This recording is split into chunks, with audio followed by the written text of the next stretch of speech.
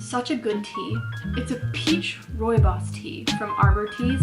Highly recommend. Probably the best tea I've had in the last 2 years.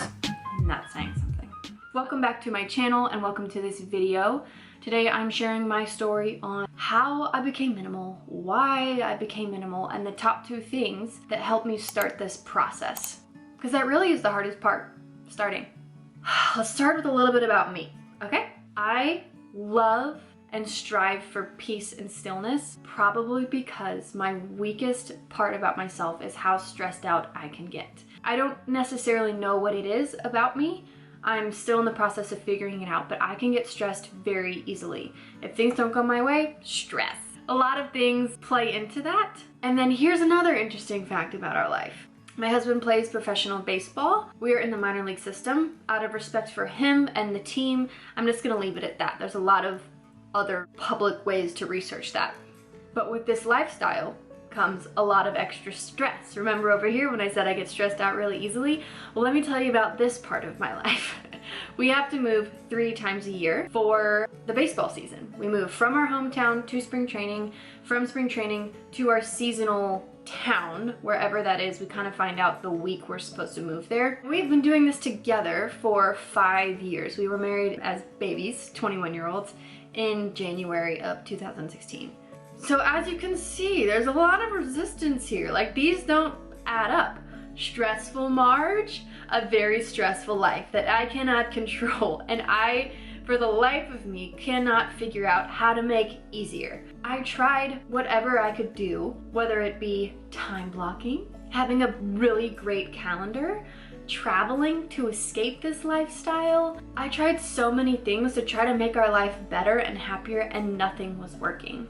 So I got to my breaking point around the end of 2019, the beginning of 2020. Here are a couple things that could define what was happening in my life when I was breaking. I was incredibly tired. I was so angry. Oh my gosh, I was so angry at Tate, at myself, at our life. I wanted so badly not to be angry. I wasn't just sitting in this anger. I was trying as hard as I can to get out of it, but nothing was helping. Even went to counseling, still wasn't helping. And on top of those 2 things, I was pushing myself harder because I was like, what if I can just get out of this, push harder, numb everything else so that I just stop being angry and focus on other things. That was incredibly toxic in itself as well. So I was totally at a breaking point, tried everything, put my hands up in the air and was like, what the heck? I am not an angry person. I don't want to be this stressed out person. What is going on? And it was within that month. It wasn't just a swip, bippity boppity boo. Within that month, I had this Bible verse revealed to me through a meditation that I was doing, because I was trying meditation as well, okay? I literally tried everything, and it struck a chord with me. And I think this is what started my entire minimalism journey, this little verse. Let me read it to you really quick. It is Matthew 6:21. For where your treasure is, there your heart will be also. The end. That's the end of my video. Just kidding. Why was I so blind to this? I don't know. Let's continue my story. I got really interested in all this minimalism content that's just getting pushed out everywhere. But at the same time, I was like, no way am I getting rid of my wardrobe. No way am I getting rid of all these things that I get to bring with me to the baseball seasons to make it feel like home. No way. I thought, there's no way. And I wonder how many people actually feel that way and have felt that way before they started this minimalism journey. I would like to say that's my story. There wasn't this huge kabam and then she became minimal. It was a very slow process that was really hard. I feel like I was just peeling back layers of greed, jealousy, discontentment, inability to let things go, and that was just the start of my minimalism, because really I was treasuring the wrong things. My heart was not in the right place. I'm sorry if that sounds so cliche, but I felt the resistance in me and I was trying to run from it, and it was destroying me. It was destroying my relationships and making motherhood way harder than it needed to be.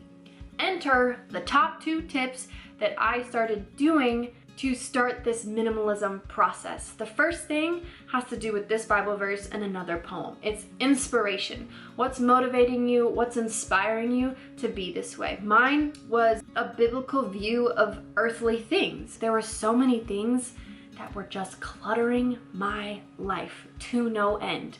And I knew that that was just adding to the amount of stress. And so what was inspiring me was this Bible verse, Matthew 6:21, and then a poem by Sapphire Rose. What a name, that is just amazing. Sapphire Rose called She Let Go. It's an incredible poem, I will link it below. It's really just about a woman letting go without telling anyone, without any judgment, without any pressures. She just let go.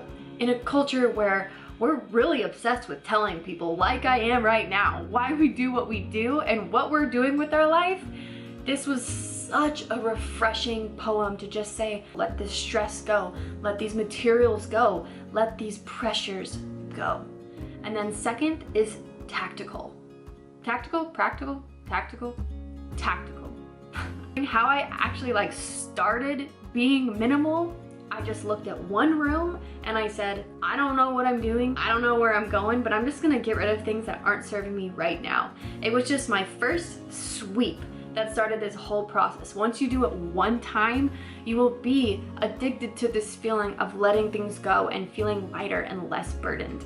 I can't give you any other advice than to just start the process inch by inch. It is a lifelong mindset. Minimalism isn't something that you have an end goal. You're just continuing on this minimalism train for the rest of your life. It really is a mindset. And I think that's the most beautiful thing about minimalism, is that it means something different for everyone else. I love that. I love that people can come together for one thing, which is minimalism, because of their vastly different stories and experiences. So that's my story. Those are my top 2 tips. And I hope you enjoyed this video. Thank you for watching. Be sure to like and subscribe because it helps my YouTube channel survive in the YouTube algorithm. Let's just be honest. That's why I ask you that, because it supports my channel. And you have a great day. I'm gonna go now, okay? Bye.